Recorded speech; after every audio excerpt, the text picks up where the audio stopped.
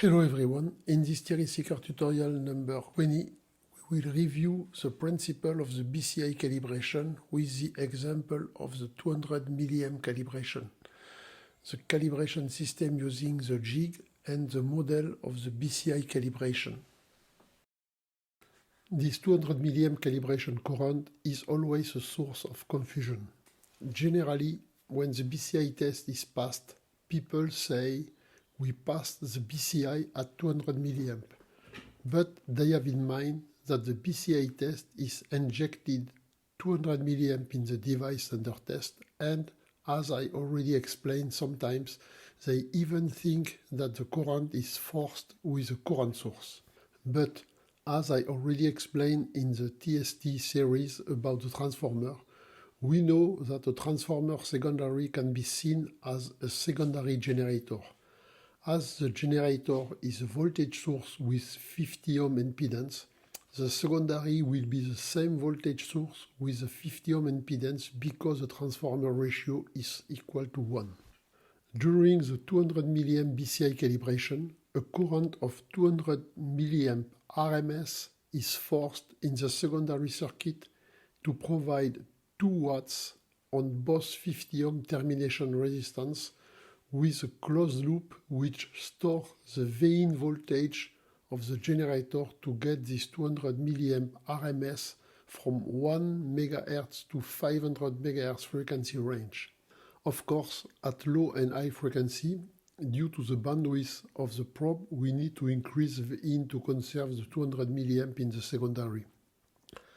I remind that a secondary resistor can have an equivalent to primary side with R secondary divided by N square. In our case, both 50 ohm termination do a 100 ohm load on the floating secondary. With a transformer ratio of 1, the same 100 ohms can be transferred on the primary side. To force 10 volt RMS across the 50 ohm, the generator voltage needs to provide 30 volt RMS. If the transformer was ideal, with no losses at any frequency, the Vin voltage should be 30 volt RMS, which means 42.4 volt peak as shown with a red line.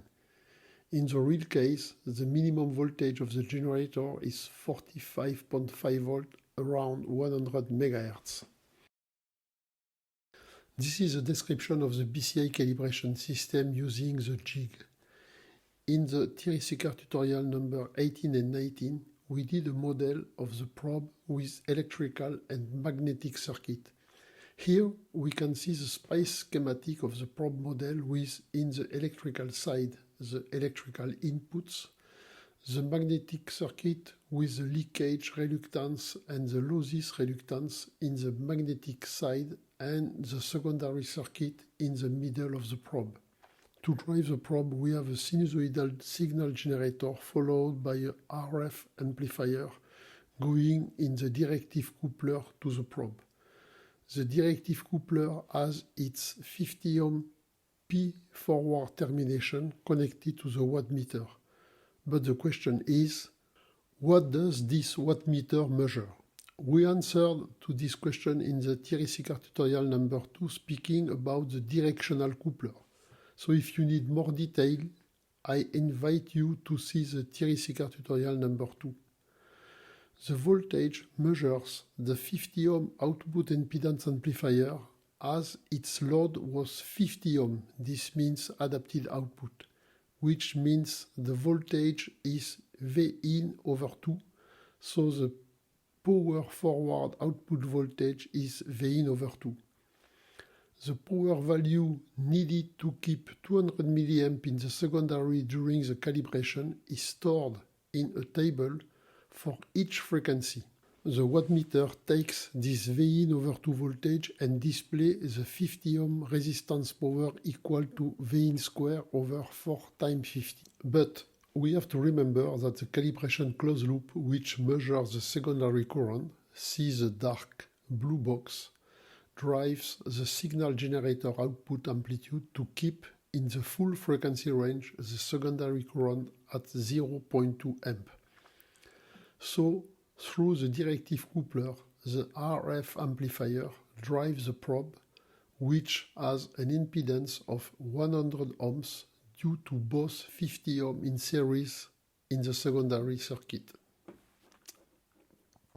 This means that in ideal case with no losses, the RF amplifier needs to provide 30 volt RMS to get 10 volt across each 50 ohm resistance. So the minimum power displayed by the watt meter will be 4.5 watt and not the 4 watt, which is the sum of both 2 watt in each 50 ohms. We can note that when we include losses, the minimum power will be at least 5.25 watt around 100 MHz frequency.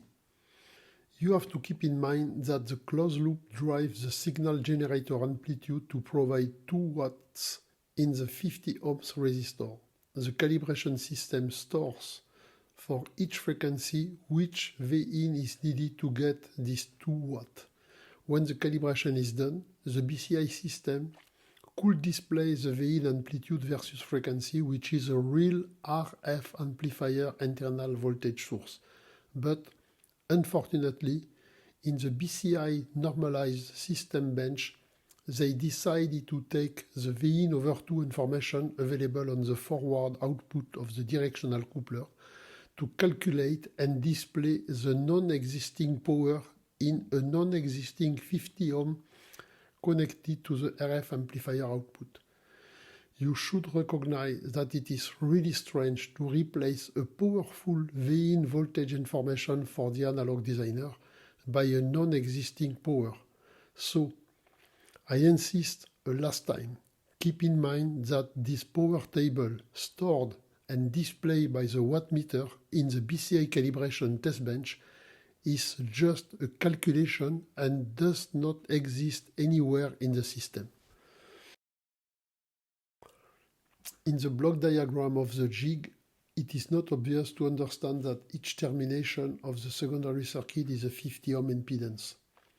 We remind that 200 mA BCI calibration system forces 200 mA in the secondary circuit of the BCI probe on the full frequency range from 1 to 500 MHz with both 50 ohm resistance on each sides. To be able to do the calibration, we use a jig. This system is pretty big to take the huge BCI probe.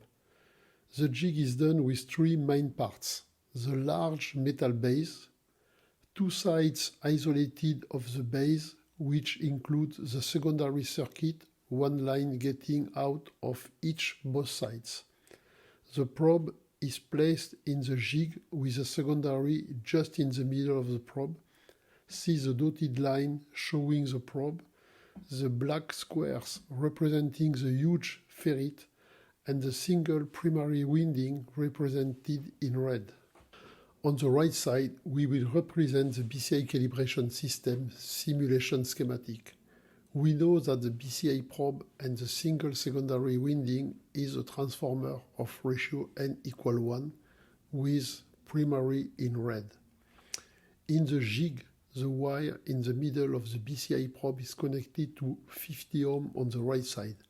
The same is done on the left side, but in this case the 50 ohm is used to read the secondary current. Both 50 ohm are connected through the ground. Both jig sides are connected on top with a large metal to do an electrical connection of both the jig sides. This connection closes the secondary circuit represented in blue. In the BCI calibration bench, the current measured in the 50 ohm is compared to the calibration reference current, which is in this case 200 mA, but it could be set at 100 mA or 300 mA. The closed loop drives the Vin amplitude to get 200 mA on the feedback. The voltage generator is amplified by a RF amplifier and drives the BCI probe through the directional coupler and the 50 ohm cable. The wattmeter takes the information from the directional coupler, stores the calibration table and displays the calculation of the non-existing power in the non-existing 50 ohm. The four main equipments of the BCI calibration system using jig is shown on the left picture with 4 different colors. Now we can reproduce the BCI calibration system using jig in a BCI calibration model using schematic and BCI probe model. We read the current in the 50 ohm, we compare with the reference current, then we drive an ideal source voltage with 50 ohm in series, see the orange box. We drive the BCI probe model input through the directional coupler, see the red box. I remember again that the 100 ohms in the secondary are equivalent to the 100 ohm on the primary side. So even during the BCI calibration with jig, the system is not adapted because the load is 100 ohm, means 2 times 50 ohm, which is the line impedance. So 33% of the signal is reflected. On one jig side, the 50 ohm is used for the current measurement, but on the other side, the 50 ohm has no need. The jig is not really an adapted line, so if the 50 ohm was replaced by a short on one jig side, the BCI calibration will be adapted, but it is not the case in the normalized BCI test today. I want to thank you for your attention. On my next Thierry Séquard tutorial number 21, we will review how to adjust the BCI model based on the probe characterization. So see you soon and stay tuned.